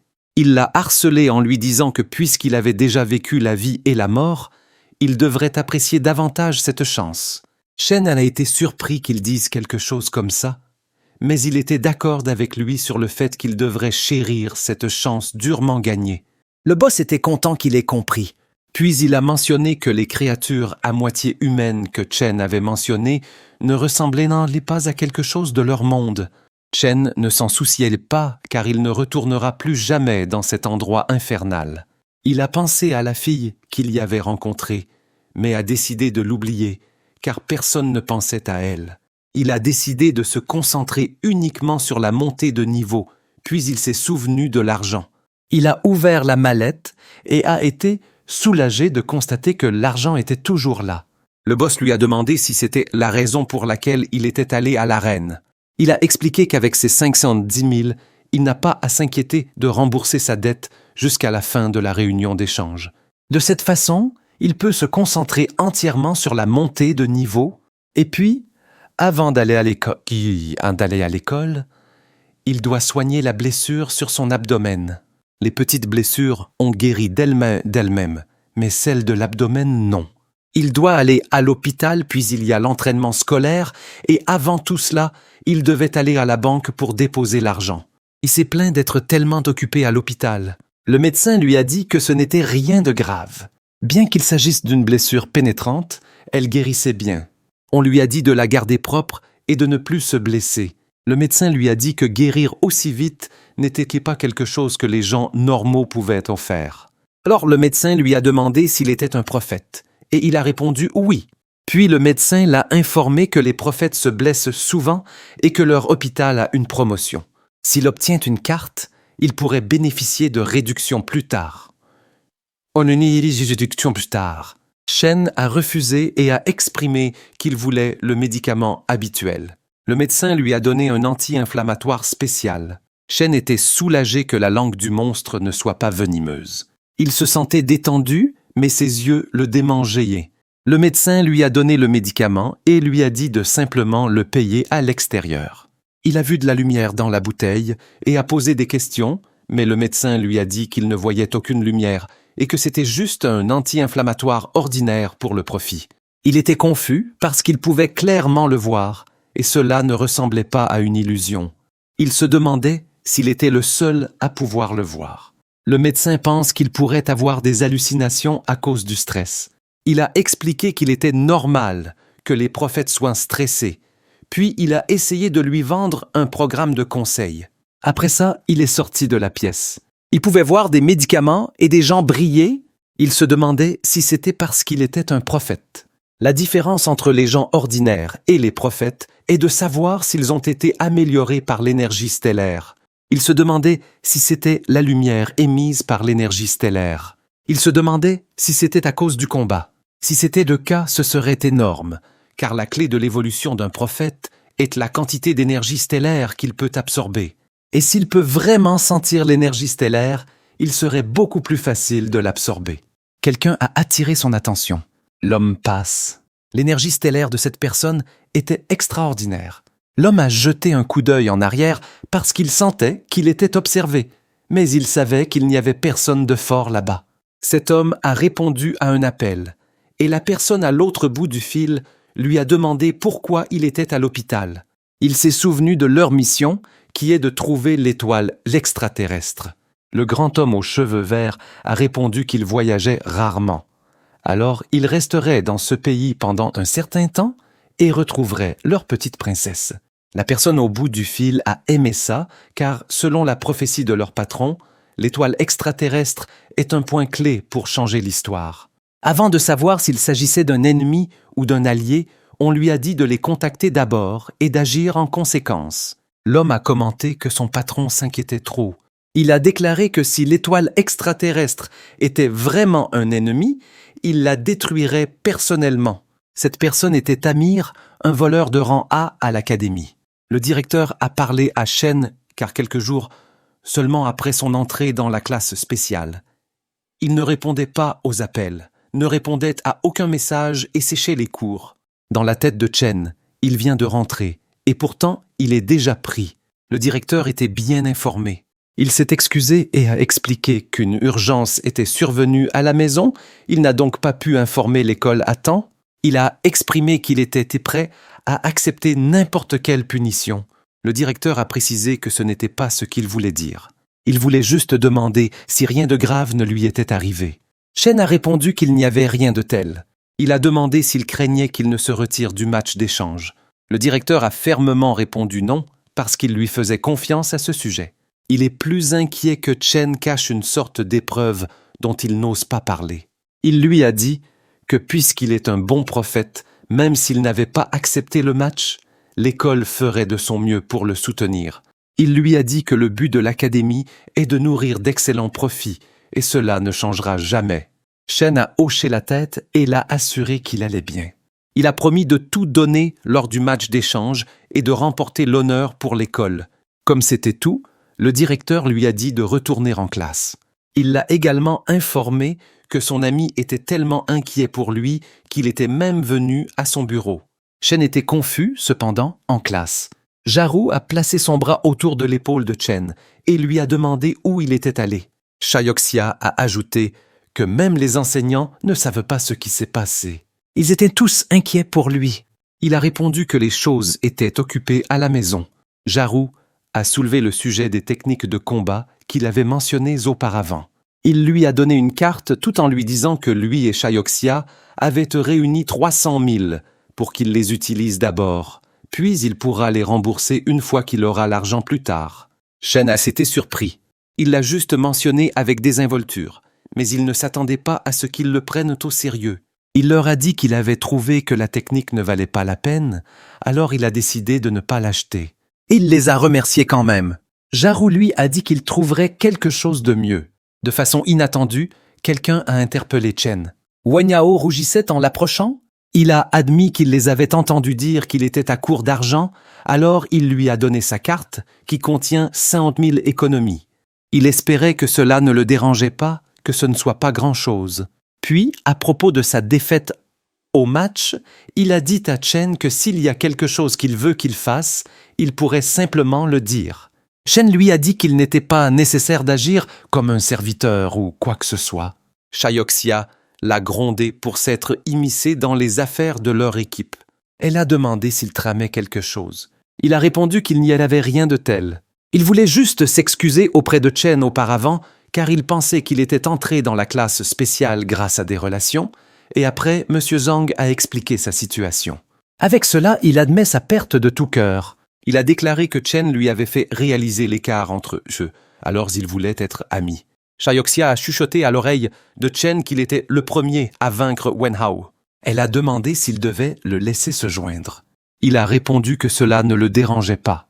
Chayoxia a dit à Wen Hao que s'il était prêt à être le 4e membre, alors il l'accepterait. Il a répondu que le classement n'avait pas d'importance pour lui. Jaru a déclaré que pour célébrer leur nouveau coéquipier, Wen Hao devrait lui verser un verre d'eau. Wen Hao a répondu que si quelqu'un devait chercher de l'eau, ce serait Chen puisque Yaru a perdu contre lui de toute façon.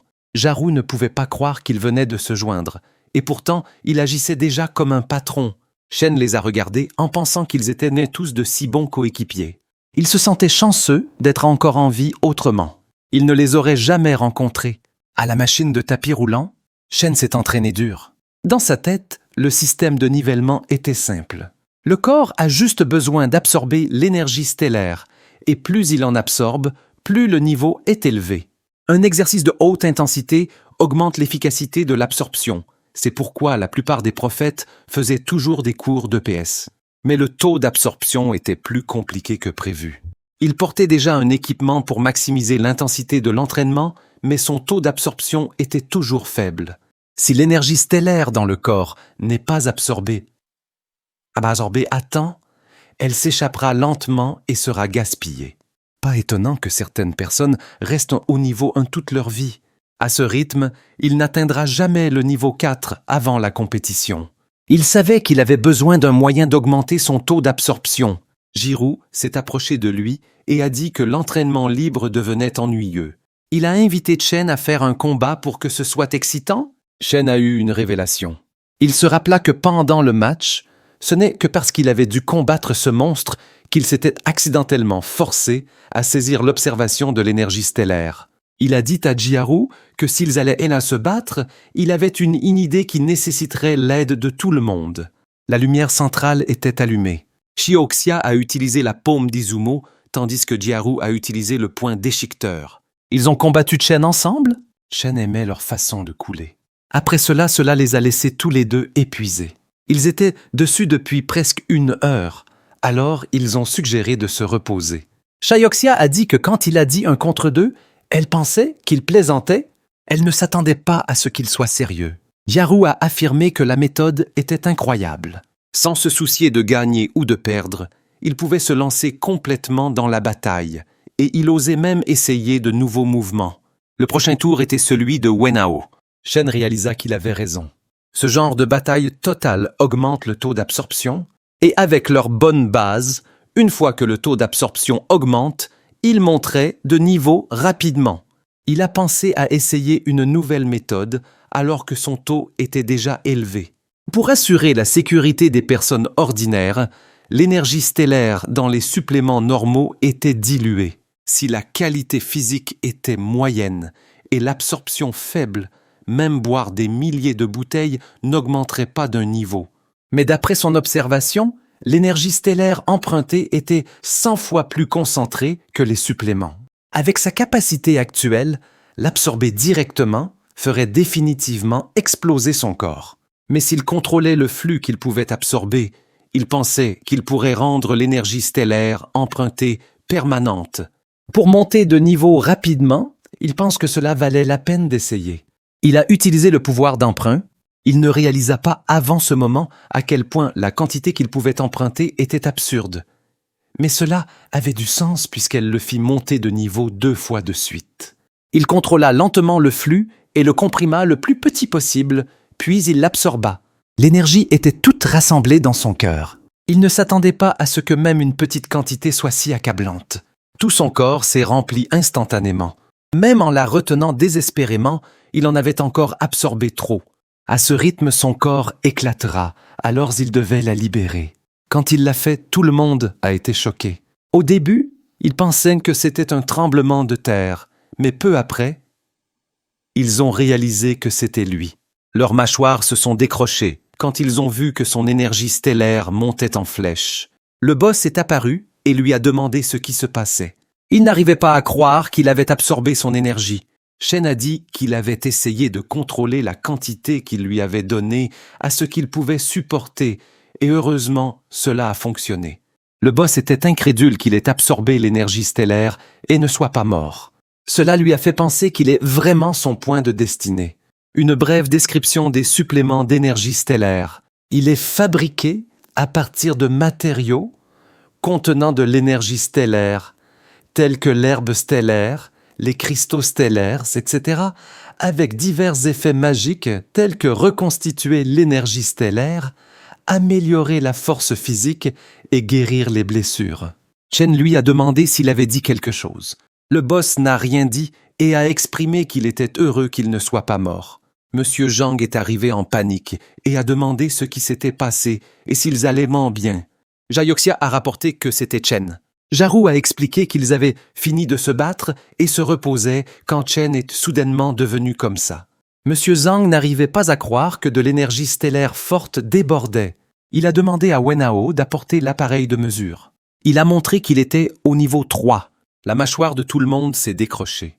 C'était le premier niveau 3 dans leur école depuis des lustres. Il s'est dépêché de partir pour en informer immédiatement le principal.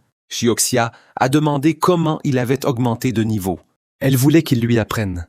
Il a répondu qu'il s'entraînait juste comme il l'avait fait tout à l'heure et qu'elle finirait par monter de niveau bientôt. Il ne s'attendait pas à ce que cela cause une commotion. À cause de cela, il a pris note mentalement d'essayer à la maison à la place. Jarou le croyait, car il se sentait tellement excité après le combat. Zioxia a confirmé que s'il se battait moins de plus, il monterait d'un niveau comme lui. Wahao leur a dit d'arrêter de se reposer pour qu'ils puissent s'entraîner, puisque c'était son tour maintenant. Pendant qu'il se battait, Chen remarqua que le boss ne le maudissait pas cette fois. Le boss a répondu qu'il s'était habitué à lui, et si c'était juste pour monter de niveau rapidement, il ne dirait plus rien. Après tout, il avait besoin qu'il devienne plus fort aussi. Shen lui a dit qu'il n'y avait pas à s'inquiéter, puisqu'il avait encore beaucoup d'énergie stellaire stockée qu'il n'avait pas utilisée. Une fois que son corps l'absorbe lentement, il peut monter de niveau à nouveau jusqu'au niveau 4. Le boss le regardait juste en silence. Le temps a passé vite et il est devenu Zorset 12 2026. Il ne restait que 55 jours avant le tournoi d'échange. Shen s'est entraîné dur. Un autre jour passa et il s'entraîna avec les autres. Les jours ont filé alors qu'il se concentrait sur l'amélioration de son niveau jusqu'au 09-06 2026. C'était le jour du match d'échange au lieu du tournoi. Il y avait tellement de monde. Geoxia n'arrivait pas à croire qu'elle se tenait sur scène. Elle a dit que si sa mère savait, elle pleurerait d'émotion. Jiaru a entendu dire qu'il y avait plus d'étudiants participants cette année que jamais. Quand Hao a demandé à Chen s'il était prêt pour les matchs de niveau 4, l'écart entre le niveau 3 et 4 n'était pas si petit. Ils se sentaient mal, car s'ils avaient eu plus de temps ensemble, ils auraient pu se battre ensemble. Chen l'a rassuré et lui a rappelé que la participation suffisait et que perdre ou gagner n'avait pas d'importance. Et si c'était dangereux, il abandonnerait. Comme les zones de repos pour les niveaux 3 et 4 étaient séparées, ils ont dû se séparer. Jiaru lui a dit que s'il finissait tôt, il viendrait l'encourager. Chaioxia lui a souhaité bonne chance. Il a fait un signe d'au revoir. Le moment était venu pour lui. Il a décidé d'aller se préparer dans les tribunes VIP. Le directeur a dit que c'était sa première fois dans la zone VIP. Monsieur Zhang a répondu que c'était logique, car leur école ne participait qu'au tournoi de niveau 2 auparavant, donc ils n'ont jamais eu ce traitement. Une personne est arrivée et l'a salué joyeusement. C'était le vieux Wang. Ils se sont serrés la main. Wang Mingyuan, le directeur de Yunxiang, a félicité Hu Wei, le directeur de Leitian. Mingyuan a dit qu'il ne s'attendait pas à ce que Wei amène des étudiants de niveau 3 et 4 en si peu de temps. Il a répondu que c'était grâce au travail acharné de ses étudiants. Il a juste fait de son mieux pour répondre à leurs besoins. Il l'a également remercié de l'avoir informé des changements. Mingyuan a dit que les nouvelles règles que l'autorité centrale avait prévues prévoient d'augmenter les subventions pour les écoles gagnantes. Et pour obtenir ces subventions, la compétition serait certainement féroce. Quelqu'un est arrivé. Il a commenté qu'il n'était pas étonnant que ce soit bruyant parce que les Peknos étaient là pour la première fois. Wei s'est senti offensé, mais Mingyuan lui a dit de se calmer. Il l'a informé que les hommes étaient les directeurs qui avaient gagné les tournois précédents, il vaut donc mieux ne pas se heurter à eux. Wei a répondu que c'était dans le passé et que le tournoi n'a pas encore commencé et personne ne sait qui gagnera cette fois. Le directeur de l'académie Shuogang, qui était le champion l'année dernière, était Li Tuo. Il a répondu que, comme prévu, plus le chien est inutile, plus il aboie fort. Il leur a dit de profiter de leur temps, et s'ils ne se souvenaient pas bien de la scène, ce serait dommage car ils n'auraient pas une autre chance. Nous avons ricané en réponse. Monsieur Zhang lui a murmuré que c'était leur première fois à un tournoi d'un niveau aussi élevé, et il craignait que les enfants ne soient pas bien. Wei lui a demandé ce qu'il pensait des étudiants. Monsieur Zhang a répondu qu'ils étaient incroyables, surtout Chen, car ses talents n'étaient pas pires que ceux des prodiges drogués des écoles d'élite. Wei a acquiescé et a répondu que la seule chose qu'il devait faire était de croire en eux. Une femme aux cheveux noirs, avec des lunettes, se tenait dans les tribunes et tenait une pancarte disant que c'était sa première fois dans un endroit comme ça, donc elle était nerveuse. Elle se demandait si Chen allait bien. Quand elle a appris que Chen participait à la compétition, elle n'arrivait pas à y croire. Il y a une semaine. Depuis que Chen a été transféré dans la classe spéciale, elle ne l'a pas vu depuis longtemps. Elle ne sait pas comment il va, mais maintenant il est la superstar de l'école. Il représente même l'école dans un tournoi de niveau 4. Elle s'attendait à ce qu'il ne prenne même pas la peine de parler à quelqu'un comme elle d'une classe ordinaire. Elle a trébuché. Heureusement, quelqu'un l'a attrapée. Chen lui a demandé si elle allait bien. Elle a été surprise de le voir. Elle l'a remercié de l'avoir aidé et lui a demandé pourquoi il était là. Il a répondu qu'il l'avait vu passer, alors il est juste venu lui dire bonjour. Elle a dit qu'elle pensait qu'après avoir rejoint la classe spéciale, il ne voulait plus être ami avec elle. C'était absurde puisque pour lui, les amis sont des amis qui ne changent pas à cause du statut. Ça l'a fait sourire. Elle était contente car comme elle s'y attendait, il est toujours le même. Elle était convaincue qu'il réussirait bien dans le match. Au moment présent, les concurrents ont été appelés sur scène. Chen portait une chemise noire, un pantalon, des bracelets et des chaussures. Il avait l'air froid et sophistiqué. Le délégué de classe avait hâte de le voir. Les statistiques actuelles de Chen sont de niveau 4 de classe et avec une capacité de pouvoir emprunter. Il a 949 $ de souhait et 0 récompense. Actuellement, il n'a aucune dette due, mais le total de sa dette restante était de 89,912.